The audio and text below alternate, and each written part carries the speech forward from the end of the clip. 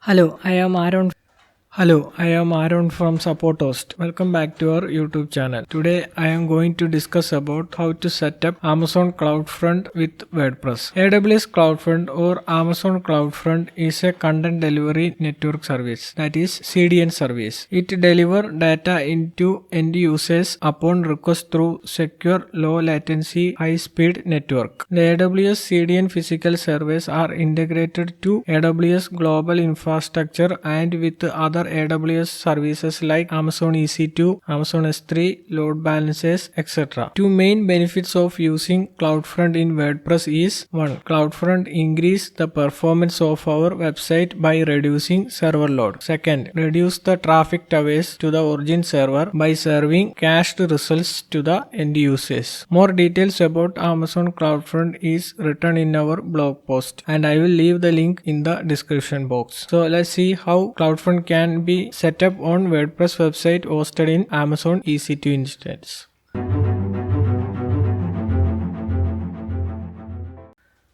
Before we get started, make sure to subscribe and hit the bell icon to be notified when we post new videos. Alright, let's get started. I have divided the entire CloudFront setup with WordPress into 7 steps, which are create cache policy, create origin request policy, issue SSL certificate, create distribution, edit distribution behavior, change DNS, use WordPress cache plugin. So let's move to the first section. The first section is create a cache policy. Using this policy key settings, we specify the value in viewer request that CloudFront include in the cache key. The value that we include in the cache key are automatically included in requests that CloudFront send back to the origin. For WordPress websites, we need to create cache policy like below. Okay, for that first log into the AWS console. Here I already logged into the AWS console we use. From there in the search box type CloudFront and choose CloudFront AWS service. From the CloudFront AWS services section, click on policies from the left side. Under cache tab, click create cache policy. Now give a name for the custom cache policy we are creating. Here I am naming the cache policy as custom managed cache policy 1. Leave the description box as blank and set the TTL settings as minimum TTL is 1, maximum TTL value 3153630 and the default TTL values as 86400. Those are the default values. We are fine with those default values and move to the next cache key settings section. Here in the headers field, choose include the following headers option and the add header field will pop up. From there, choose the headers like host, origin and referrer, and in the query string field choose all, and in the cookies field choose all, because the WordPress websites uses query strings and cookies for the communication to the clients. Now that's fine. Now let's move to the compression support section. Here only enable gzip, disable the broadly option and then hit the create button, and that will create the custom managed cache policy, and this completes the creation of custom managed cache policy through AWS CloudFront services section. Later we will use this cache policy for the AWS CloudFront distribution we are going to create. So this completes this cache creation policy. Now let's move to the next section. The next section is create origin request policy. In this section, we are creating our own origin request policy to customize the information from the viewer request that you want CloudFront to include in the origin request for proper working of our WordPress websites. We needed this because some information from the viewer request such as URL query string, HTTP headers and cookies is not included in the origin request by default. So let's get started and see how we can create custom origin request policies. Now for creating the origin request policy, cache policy from the AWS console panel itself, under CloudFront services section, click on policies option again and under origin request tab, choose create origin request policy. Now give a name for the origin request policy we are going to create. Here I am giving the name as custom header passed. Leave the description box as blank. Now under origin request settings section, choose option include the following headers, and in the add headers field choose host, origin and referral headers. Apart from that, also choose CloudFront is mobile viewer header, and then CloudFront is tablet viewer, then also choose CloudFront is desktop viewer. These are the three headers that we choose in respect to the user agent header that we usually send from the client side. So according to the user agent section field, the CloudFront will make the value of these sections into true or false and pass these header values towards origin section, and that's it. And in the query string section, we already know that WordPress uses lots of query string values for the communication with the client. So we choose query string values as all. That then only CloudFront will pass all the query string values towards origin. Now in the cookies section, WordPress also uses cookies. So we choose the option as include specific cookies, and in the cookies section we have to allow at least minimum of these cookies. So let's add these cookies one by one. After adding all the minimum cookies that we need to allow for the WordPress, choose the create button. That will create the custom origin request policy we needed for the WordPress. Okay, after that go back to the origin request policy again and create another origin request policy by clicking create origin request policy button again. Now at this time give the origin request policy name as custom header passed with no cache one. Leave the description box as blank, and now in the header fields use the option as all viewer headers, and in the query string field choose the option as all, and the cookies also choose the all option. Now after that hit the create button. So this will create the second custom origin request policy we created for our WordPress. And by creating above two origin request policies that we created, using one policy we define selected headers pass to or forward to origin from CloudFront as per the origin request policy. We choose only minimum host headers that we need to pass. This policy will later use for caching the client request types according to the behavior under our CloudFront distribution. Using the second origin request policy, our CloudFront distribution will not cache objects but will instead send all requests to your origin for processing. This policy will be used for WordPress URL request types that we don't wish to cache by CloudFront. So in short, we will use these policies according to different type of behavior we create on our CloudFront distribution. And this completes the creation of origin request policy, and let's move to the next section.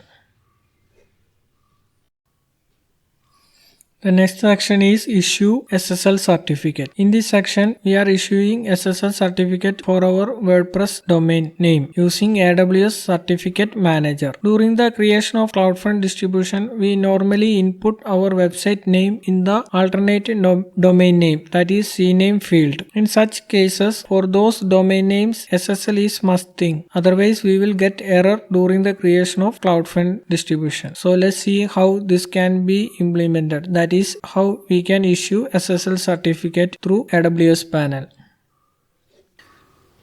Okay, for issuing SSL certificate for our domain name, go back to the AWS console itself, and from there we have to choose AWS Certificate Manager Services section. So in the services search box, type Certificate Manager and choose the Certificate Manager option. Here in the Certificate Manager section, click on Request a Certificate. Now from there choose the default option, which is Request a Public Certificate, and click Next. Here in the fully qualified domain name field, give our domain name. Here I am giving my own domain name where our test website, WordPress website is hosted, and usually we have to type our domain name and the www version of our domain name itself. So click add another domain name to this certificate and type also include the www version of our website name, because people will search for our website either through our domain name itself or using the www version. Now choose the validation method as DNS validation, which is the recommended one by AWS. That will be the default option itself. And in the tags field, if you need to tag any values for this certificate, you can add. But right now I'm leaving those value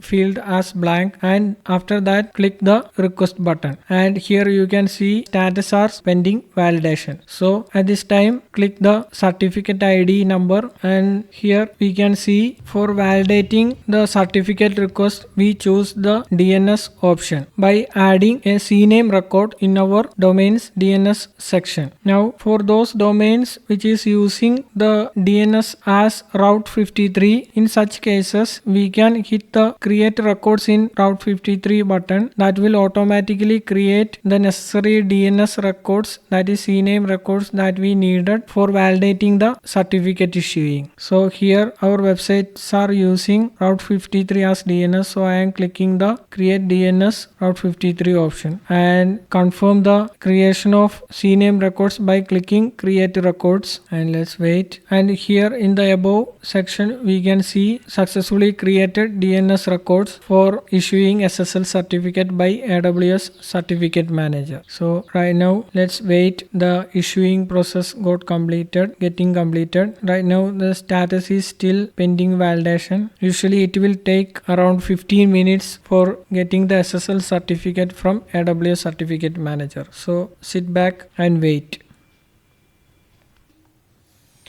Okay, now we can see the SSL issued status as issued. So this means that right now AWS Certificate Manager successfully issued SSL certificate for our website name, and it's ready to use. So this completes the issuing of SSL certificate for our website through AWS Certificate Manager, and we don't have to worry about renewal of this SSL certificate because that will be done automatically by AWS Certificate Manager. Now suppose already have SSL certificate for our website which is purchased from other SSL vendors. In such cases we also have the option to import a certificate into AWS Certificate Manager. So use that import option which is available from the AWS Certificate Manager section and click on import a certificate. Here copy paste the certificate body in PM format along with the private key and chain, and using that options we also have the option to import SSL certificate through AWS Certificate Manager. Okay, so this completes the issuing of SSL certificate for our websites, and now let's move to the next section. The next section is create distribution section. In this section we are creating the CloudFront distribution for our WordPress website. By default, CloudFront distribution caches all requests to the origin specified by origin definition, means behaves as full page cache, and we also have the option to implement custom origin pull patterns. So let's get started. For that, go back to the AWS console again, choose CloudFront service, and under CloudFront service section click on distributions from the left side. Then click on create distribution button. Then create distribution window will open. In that the first section is origin. Origin means this is where our application hosted. An origin can either an Amazon S3 bucket or an HTTP server. So in the origin domain name field, use our public DNS hostname of EC2 instance where our WordPress website hosted, because EC2 instance is our HTTP server. Leave origin path as blank. The origin name field will be auto-filled. Leave it as it is. Choose the origin protocol policy as HTTPS only. This is how CloudFront communicates with our origin WordPress EC2 instance server. Then choose minimum origin SSL protocol as TLS version 1, even though Amazon suggests to use the latest supported one by the server. But the problem with that is sometimes the end user having older version of browser will have an issue with loading our website over HTTPS. Then leave the filled origin custom headers as blank. By using this field, we can modify the header sent by the end user and can insert our desired value. As of now, we are not using this option, so that's why we are leaving it as blank. Now choose enable origin shield option as no. The origin shield is an additional caching layer that can help reduce the load on your origin and help protect its availability. But right now we are not using this option. Okay, now we are in the additional settings section. Change the value for keep alive timeout into 60 if your website is having low traffic. Otherwise, leave it with the default value, which is 5. Leave all other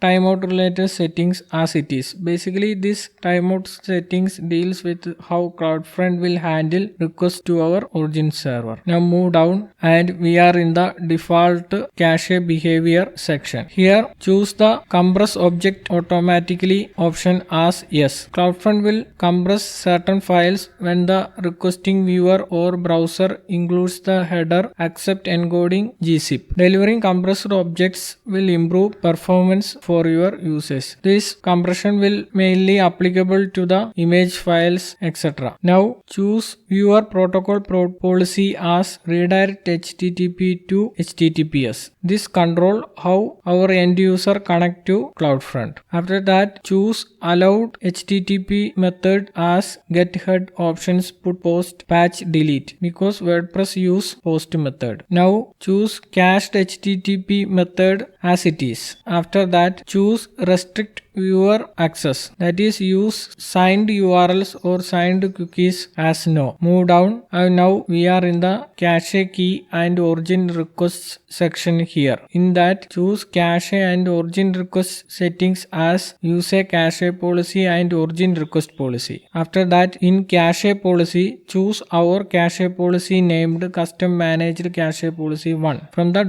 drop down menu available next to it. This is the custom policy we have created in the first section of this video. Now in the origin request policy, choose the origin policy as custom header passed 1 from the drop down menu. This origin policy was created in our second section of this video. Leave the response header policy as blank. Choose smooth streaming option as no. Leave field level encryption config as blank. After that, choose enable real-time logs option as no. This is only needed when we need to debug any request types. Now move down and we are in the function associations section. Here leave all the option as it is. We don't need to enable this option. Move down and now we are in the settings section. Here in price class, choose use all edge locations and AWS WAF web ACL option as none. Now in the alternative domain name or CNAME section, click on add items and input our website name. Here I am inputting the www and without www version of our test domain training.supporthost.in. In the custom SSL certificate section, choose our SSL certificate issued through AWS certificate manager section. Don't enable legacy clients support option, which will cost $600 per month. Prorated charges applies. Most customers don't need this option. That's why don't enable this legacy option, which will only cost money. Now choose security policy as TLS 1.2_2021, which is the recommended one by AWS. After that, choose supported HTTP version as HTTP 2, HTTP 1.1 and HTTP 1.0. After that, default root object option as blank. Only needed this option when our website is hosted in S3 bucket. Now choose logging option as off and choose enable IP version 6 option as yes. Okay, finally verify the settings again by referring above options which we discussed and click create distribution button. Initially we can see the CloudFront distribution creation process is in progress status, and after few minutes we can see the status as deployed and ready to use. Okay, this completes the creation of CloudFront distribution. Now let's move to the next section.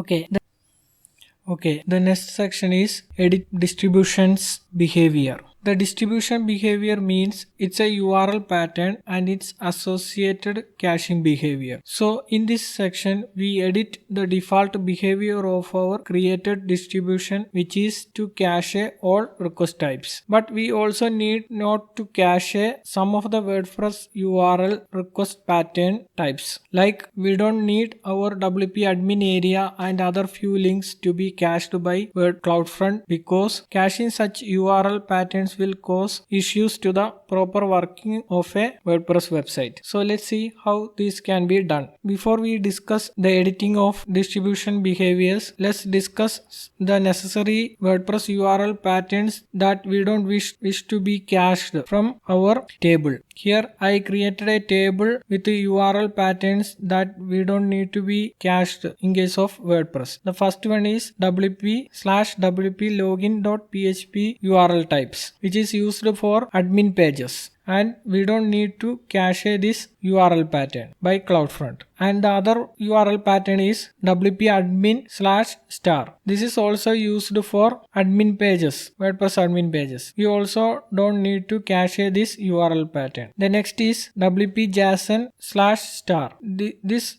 URL pattern is root URL for the REST API in case of WordPress. We also don't need to cache this URL pattern. Now the next one is /contact.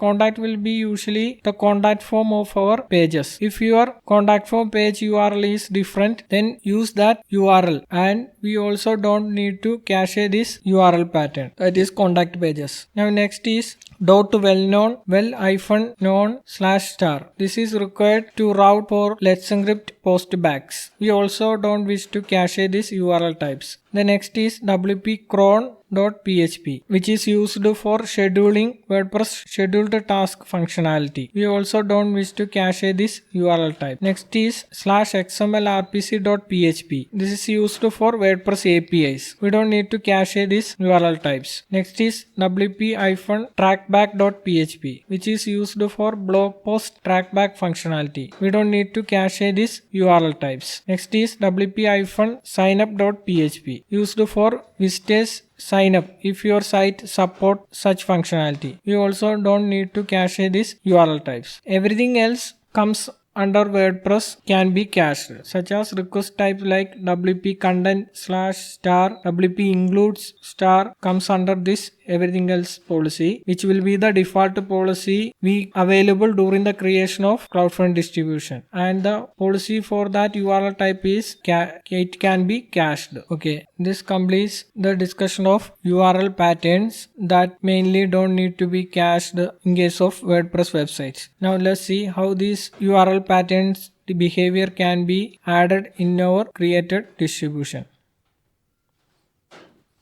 For that, go back to the AWS panel itself, and under CloudFront Services section, click on CloudFront Distributions, then click our CloudFront distribution created. Under that, click Behavior tab and then click Create New Behavior and use below settings. We need to create a new behavior for each of discussed WordPress URLs in the beginning of this section from the Create Behavior window. For each behavior, only path pattern field changes according to the URL request types we discussed in the table types, and the rest of the settings will be same for each URL request types. In path pattern field, give our first URL pattern from the table, which is /wp login.php. In origin or origin group field, choose our EC2 instance name available. Now choose the compression object option as automatic as yes. Now choose the compress objects automatically option as yes. In viewer protocol policy, choose redirect HTTP to HTTPS option. In allowed HTTP method option, choose get head option, put post patch delete option. Choose cache HTTPD method options too. Choose restrict viewer access or use signed URLs signed cookies option as no. Now move down. Now we are in the cache key and origin requests section. Here choose cache policy and origin request policy. Now choose cache policy as custom managed cache policy 1. This is the cache policy we created in earlier section. Move for the origin request policy and choose policy named cache custom header passed no cache 1. Using this policy, we are instructing our CloudFront distribution to not cache when the URL request type is /wplogin.php. Leave the response header policy as blank. We are not using this policy. Choose smooth streaming option as no. Choose enable real-time logs as no. Leave the function associations section as blank. Verify the settings again and click the create behavior button. Repeat the above steps for each URL pattern we discussed in the table. Once completed, the behavior tab will look like this. Okay, now we excluded above WordPress related URLs to not be cached by CloudFront because we don't need our WP admin area and other links mentioned above to be cached by CloudFront because caching above URL pattern will cause issues to the proper working of a WordPress website. And this completes editing the behavior of CloudFront distribution we created. Now let's move to the next section. Okay, now we are in the change DNS section. In this section, we are changing our WordPress website DNS a record and point our website DNS towards the CloudFront distribution name using C9 records. CloudFront distribution means an DNS endpoint name we can use to send traffic. Normally, we point our domain name to the distribution by DNS records. In order to do that, for those who using remote DNS service for their website, create a CNAME record for your website name that point to your own CloudFront distribution name. Also, don't forget to delete the existing DNS records for avoiding conflicts. So in this tutorial, let's see how this CNAME DNS records can be created on websites using AWS Route 53 as DNS service.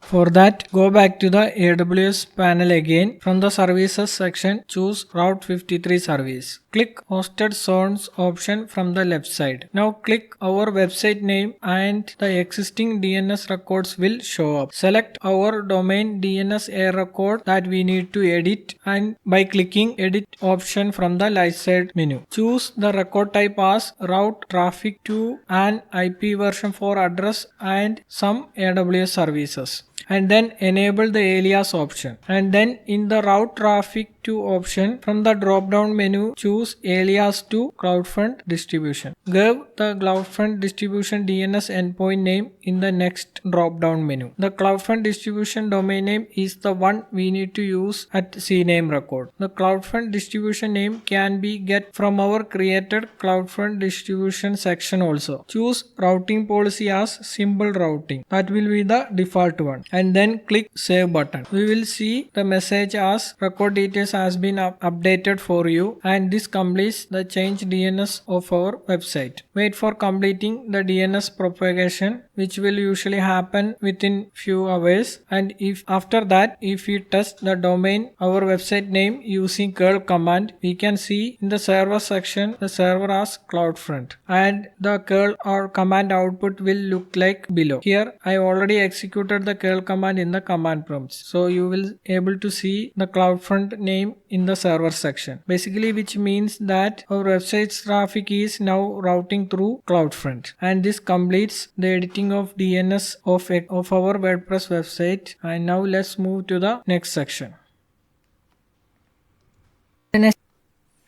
The next section is use WordPress cache plugin. In this section, we are proceeding with the use of a cache plugin that support CloudFront. When we use WordPress cache plugin related to CloudFront for site acceleration, the plugin use a subdomain, also known as an alternative domain name or CNAME, to send your website traffic through CloudFront. Without this cache plugin, all the traffic of your website's viewers goes to the server that hosts your WordPress website. So let's get started and use a cache plugin named W3 Total Cache, which is a commonly used cache plugin for WordPress websites.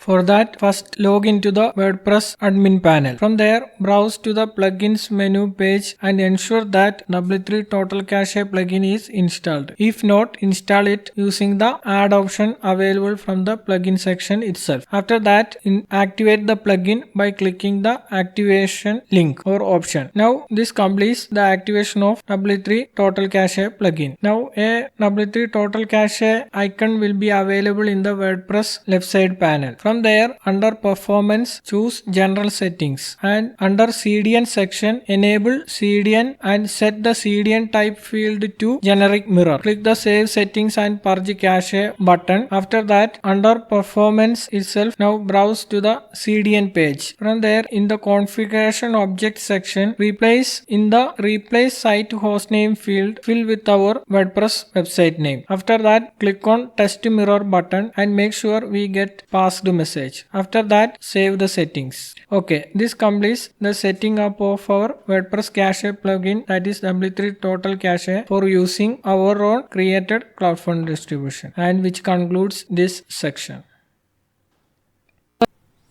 In this video, we discussed about how to set up CloudFront for our WordPress website. I hope this video is informative. Thanks for watching. Give us a thumbs up if you like the video and also leave your thoughts at the comment box. See you soon with next video.